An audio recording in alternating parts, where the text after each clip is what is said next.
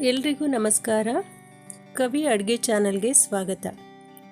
ಇವತ್ತಿನ ರೆಸಿಪಿ ನಾನು ರೆಸ್ಟೋರೆಂಟ್ ಸ್ಟೈಲ್ನಲ್ಲಿ ಮನೆಯಲ್ಲೇ ಹೇಗೆ ಬಟರ್ ಚಿಕನ್ನ ಮಾಡೋದು ಅಂತ ಹೇಳಿ ಮಾಡಿ ತೋರಿಸ್ತಾ ಇದ್ದೀನಿ. ವಿಡಿಯೋ ಸ್ಟಾರ್ಟ್ ಮಾಡೋಕ್ಕಿಂತ ಮೊದಲು ನಮ್ಮ ಚಾನಲ್ನ ನೀವೇನಾದರೂ ಸಬ್ಸ್ಕ್ರೈಬ್ ಮಾಡಿಲ್ಲ ಅಂದರೆ ಈಗಲೇ ಸಬ್ಸ್ಕ್ರೈಬ್ ಮಾಡ್ಕೊಳ್ಳಿ. ನಾನಿಲ್ಲಿ 300 ಗ್ರಾಮಷ್ಟು ಬೋನ್ಲೆಸ್ ಚಿಕನ್ ತೊಗೊಂಡಿದ್ದೀನಿ. ಅದಕ್ಕೆ ಸ್ವಲ್ಪ ಉಪ್ಪನ್ನು ಸೇರಿಸ್ಕೊಳ್ತಾ ಇದ್ದೀನಿ. ಹಾಗೆಯೇ ಇದಕ್ಕೆ 2 ಟೇಬಲ್ ಸ್ಪೂನಷ್ಟು ಮೊಸರನ್ನು ಸೇರಿಸ್ಕೊಳ್ತಾ ಇದ್ದೀನಿ. 1 ಟೇಬಲ್ ಸ್ಪೂನಷ್ಟು ಶುಂಠಿ ಬೆಳ್ಳುಳ್ಳಿ ಪೇಸ್ಟನ್ನು ಹಾಕ್ಕೊಳ್ತಾ ಇದ್ದೀನಿ. ಹಾಗೆಯೇ 1 ಟೇಬಲ್ ಸ್ಪೂನಷ್ಟು ಅಚ್ಚ ಖಾರದ ಪುಡಿನ ಸೇರಿಸ್ಕೊಳ್ತಾ ಇದ್ದೀನಿ. ಇದನ್ನೆಲ್ಲ ಸೇರಿಸ್ಕೊಂಡು ಚೆನ್ನಾಗಿ ಮಿಕ್ಸ್ ಮಾಡ್ಕೋಬೇಕಾಗತ್ತೆ.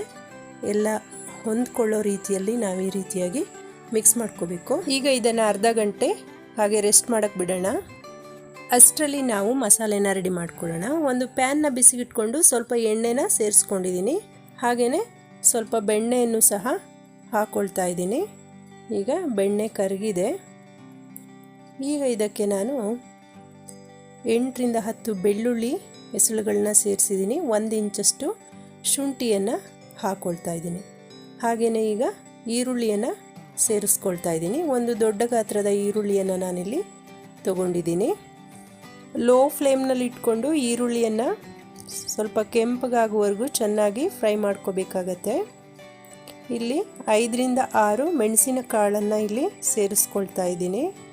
ಹಾಗೆಯೇ 2 ಮೀಡಿಯಮ್ ಸೈಜ್ನ ಟೊಮೊಟೊವನ್ನು ನಾನಿಲ್ಲಿ ಸೇರಿಸ್ಕೊಳ್ತಾ ಇದ್ದೀನಿ. ಇದನ್ನು ಸಹ ಚೆನ್ನಾಗಿ ಫ್ರೈ ಮಾಡ್ಕೋಬೇಕು. ಲೋ ಫ್ಲೇಮ್ನಲ್ಲೇ ಇಟ್ಕೊಂಡು ಮಾಡ್ಕೋಬೇಕಾಗತ್ತೆ. ಹಾಗೆಯೇ 8 ರಿಂದ 10 ಗೋಡಂಬಿಯನ್ನು ಸೇರಿಸ್ಕೊಂಡಿದ್ದೀನಿ. ಸ್ವಲ್ಪ ಕೊತ್ತಂಬರಿ ಸೊಪ್ಪನ್ನು ಸಹ ಇದಕ್ಕೆ ಸೇರಿಸ್ಕೊಂಡಿದ್ದೀನಿ.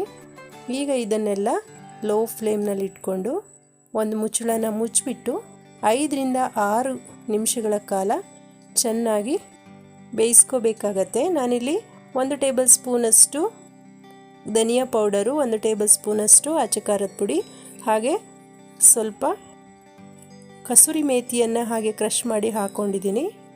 1 ಟೀ ಸ್ಪೂನಷ್ಟು ಗರಂ ಮಸಾಲೆನೂ ಸಹ ಸೇರಿಸ್ಕೊಂಡು ಚೆನ್ನಾಗಿ ಮಿಕ್ಸ್ ಮಾಡ್ಕೊಳ್ತಾ ಇದ್ದೀನಿ. ಇದನ್ನು ಹಾಗೆ ಆರ್ಲಿಕ್ಕೆ ಬಿಡೋಣ.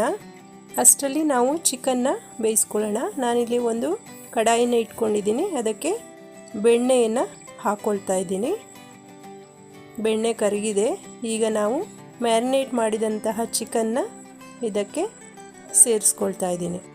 ಬೆಣ್ಣೆ ಜೊತೆಗೆ ನೀವು ಸ್ವಲ್ಪ ಕುಕ್ಕಿಂಗ್ ಆಯಿಲ್ನೂ ಕೂಡ ಸೇರಿಸ್ಕೋಬೋದು. ಈಗ ಇದನ್ನೆಲ್ಲ ಚೆನ್ನಾಗಿ ಮಿಕ್ಸ್ ಮಾಡ್ಕೊಳ್ಳೋಣ. ಈಗ ಒಂದು ಮುಚ್ಚಳವನ್ನು ಮುಚ್ಚಿ ನಾವು 5 ರಿಂದ 6 ನಿಮಿಷಗಳ ಕಾಲ ಚೆನ್ನಾಗಿ ಬೇಯಲಿಕ್ಕೆ ಬಿಡೋಣ. ಅಷ್ಟರಲ್ಲಿ ನಾವು ಮಸಾಲೆಯನ್ನು ರುಬ್ಕೊಳ್ಳೋಣ. ಮಧ್ಯದಲ್ಲಿ ಒಂದೊಂದು ಸಾರಿ ಕೈ ಆಡಿಸ್ತಾ ಇರಬೇಕಾಗತ್ತೆ. ಈಗ ಮಸಾಲೆ ಚೆನ್ನಾಗಿ ಆರಿದೆ. ಈಗ ಒಂದು ಮಿಕ್ಸಿ ಜಾರ್ಗೆ ನಾನು ಇದನ್ನು ಟ್ರಾನ್ಸ್ಫರ್ ಮಾಡ್ಕೊಳ್ತಾ ಇದ್ದೀನಿ. ಸ್ವಲ್ಪ ನೀರು ಹಾಕ್ಕೊಂಡು ಫೈನ್ ಪೇಸ್ಟ್ ಮಾಡ್ಕೋಬೇಕಾಗ್ತದೆ. ಈ ರೀತಿಯಾಗಿ ಚಿಕನ್ ಚೆನ್ನಾಗಿ ಬೆಂದಿದೆ. ಚಿಕನ್ನಲ್ಲಿರುವಂತಹ ನೀರಿನಂಶ ಎಲ್ಲ ಡ್ರೈ ಆಗಿದೆ. ಈಗ ನಾನು ರುಬ್ಬಿಟ್ಕೊಂಡಿರುವಂತಹ ಮಸಾಲೆಯನ್ನು ಇದಕ್ಕೆ ಸೇರಿಸ್ಕೊಳ್ತಾ ಇದ್ದೀನಿ.